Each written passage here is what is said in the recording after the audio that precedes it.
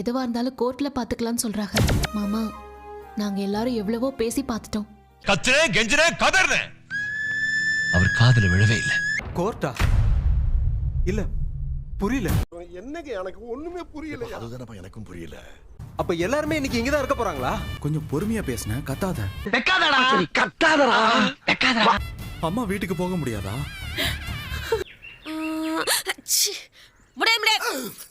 இப்ப எதுக்கு அழுது ஊற குடிக்கிட்டு இருக்கீங்க? கொஞ்சம் அமைதியா இருங்க. சும்மா நை நை நைன்னு போமா வெளியே பேசிக்கிட்டு இருக்கோம்ல. எங்க அம்மாவை மட்டுமாவது விட சொல்லுங்க சார். டேய் சரவணா, வேண்டாம் வேண்டாமா அப்படின்னா கேட்க போறீங்க? மனசி, இந்த பாரு, அழக்கூடாது. பயப்படக்கூடாது, நான் இருக்கிறேன். என்னமாடா நீ பாரு, மீனா உனக்காக காத்துட்டு இருக்கா பாரு. போ அரிசிமா, தைரியமா இரு, சரியா? தைரியமா போ. சொல்லுங்க அவகிட்ட. அப்பா அழுகாதப்பா.